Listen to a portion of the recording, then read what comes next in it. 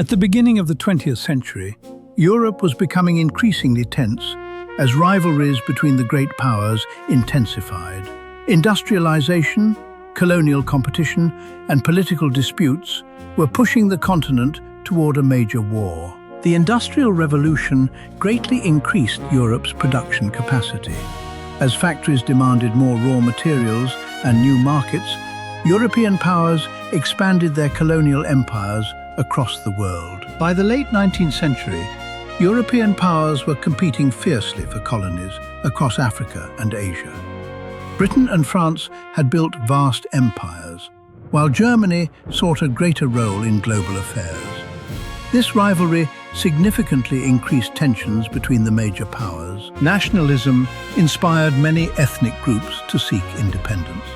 In the Balkans, Slavic peoples demanded self-rule, while Austria-Hungary viewed these movements as a serious threat to the stability of the empire. As Europe prepared for the possibility of war, nations rapidly expanded their armed forces.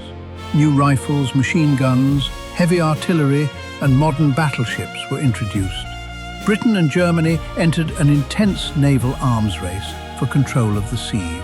To avoid facing war alone, Europe's great powers formed two major military alliances. Germany, Austria-Hungary, and Italy created the Triple Alliance, while Britain, France, and Russia formed the Triple Entente. From this point on, a conflict between two nations could quickly escalate into a continent-wide war. In 1914, Archduke Franz Ferdinand, heir to the Austro-Hungarian throne, was expected to become the empire's future ruler. His decision to visit Bosnia and Herzegovina would soon become one of the most significant events in European history. On June 28, 1914, Bosnian Serb nationalist Gavrilo Princip shot Archduke Franz Ferdinand and his wife Sophie in Sarajevo. Both died shortly afterward. The assassination became the spark that ignited years of growing political tension across Europe. Following the assassination, Austria-Hungary delivered a strict ultimatum to Serbia. As diplomatic efforts failed, Europe's alliance system began to activate. Within a month, the continent stood on the brink of an irreversible war. On July 28, 1914, Austria-Hungary declared war on Serbia. The alliance system quickly escalated the conflict. Germany declared war on Russia and France, and Britain's entry followed after Germany invaded neutral Belgium. A regional crisis had become a world war. Germany launched the Schlieffen Plan to defeat France quickly by advancing through neutral Belgium and capturing Paris. Unexpected Belgian resistance and the rapid Allied response slowed the offensive and disrupted Germany's original timetable. Despite being heavily outnumbered, the Belgian army resisted the German invasion. The forts around Liège delayed the German advance for several days, giving France and Britain valuable time to prepare their defences. In September 1914, French and British forces halted the German advance near the Marne River. The victory ended Germany's hopes of capturing Paris quickly and marked the beginning of a prolonged war. After the Battle of the Marne, neither side could achieve a breakthrough. Both armies dug extensive defensive trench systems stretching for hundreds of kilometers, transforming the Western Front into the largest trench battlefield in history. By the end of 1914, warfare had changed completely. Rifles such as the Lee Enfield and Gewehr 98, combined with Maxim, MG08 and Vickers machine guns, inflicted devastating casualties. Mobile warfare had given way to a prolonged war of attrition. On April 22, 1915, near Ypres in Belgium, the nature of warfare changed forever. The German Empire launched the first large-scale chlorine gas attack in history. A yellow-green cloud drifted toward the French and Canadian trenches. Thousands of soldiers had no protection against this new weapon. The gas burned their eyes and lungs, making it almost impossible to breathe. This attack marked the beginning of chemical warfare. By 1915, The Western Front had become a vast network of trenches stretching for hundreds of kilometers. Soldiers lived for weeks or even months inside narrow, muddy trenches. Constant rain flooded the trenches, while rats, lice and disease became part of everyday life. Continuous artillery bombardments and sniper fire made it almost impossible to leave the trenches. Between the opposing lines lay no man's land, a deadly landscape filled with barbed wire, shell craters and the fallen. On February 21st, 1916, the German army launched a massive offensive against Verdun. The objective was not simply to capture the city, but to exhaust the French army through relentless attrition. Months of artillery bombardment destroyed forests, erased villages, and turned Verdun into a devastated battlefield. Under the leadership of General Philippe Pétain, the French held their ground.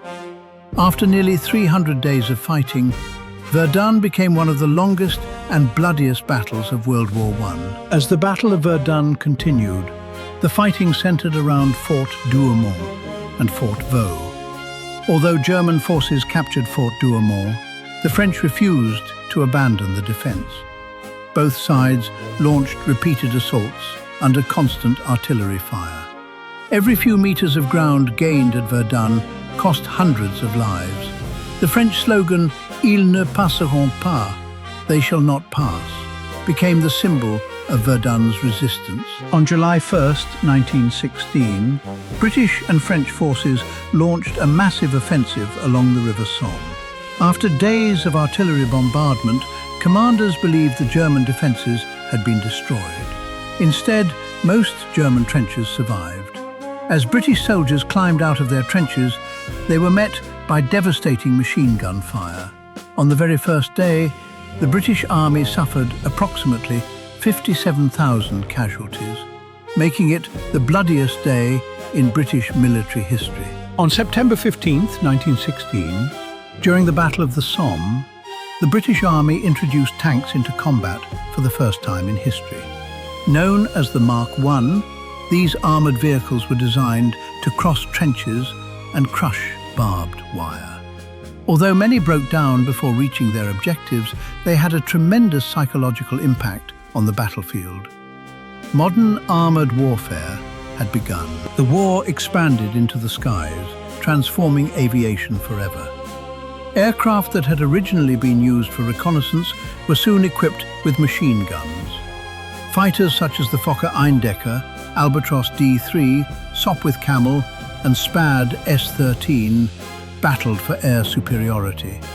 Pilots became the new heroes of modern warfare. In 1915, Germany adopted a new strategy at sea.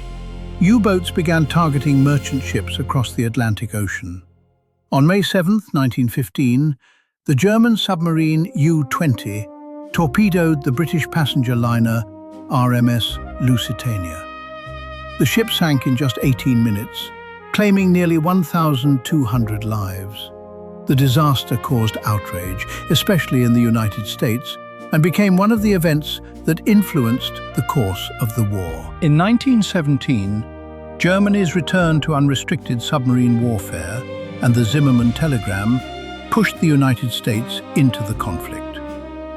On April 6, 1917, the United States declared war on Germany.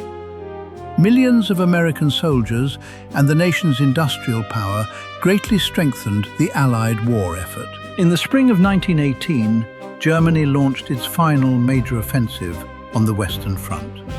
Stormtrooper units used new infiltration tactics, advancing quickly after short but intense artillery bombardments. After early successes, the Allies counterattacked. With fresh American troops arriving in large numbers, Germany was forced into retreat. At 11 a.m. on November 11, 1918, the armistice took effect, bringing the First World War to an end. On June 28, 1919, the Treaty of Versailles was signed at the Palace of Versailles in France, officially ending World War I. Germany was forced to accept responsibility for the war. Its army was drastically reduced, heavy reparations were imposed, and significant territories were lost. Although the treaty ended the war, it laid the foundation for future political and economic instability across Europe. After 4 years of fighting, World War I became one of the greatest human tragedies in history. Around 10 million soldiers and millions of civilians lost their lives. Countless others were wounded, disabled, or displaced. Cities and villages across Europe lay in ruins. The war left scars not only on battlefields, but also on entire generations. World War I transformed military technology forever. Tanks, aircraft, submarines, chemical weapons, and machine guns became central elements of modern warfare. Radio communications, motorized logistics, and improved artillery tactics also reshaped future conflicts. Many of these innovations would later be used on an even greater scale during World War II. The economic hardship caused by the Treaty of Versailles, political instability, and rising nationalism pushed Europe toward another crisis. Germany's severe economic collapse and the growth of extremist movements created the conditions for a new global conflict. The world was unknowingly moving toward an even greater war. World War I changed the lives of millions and played a defining role in shaping the modern world. Although the fighting ended, its consequences continued to influence politics, technology, and society for decades. Even today, many international borders, military doctrines, and global relationships still reflect the legacy of the Great War.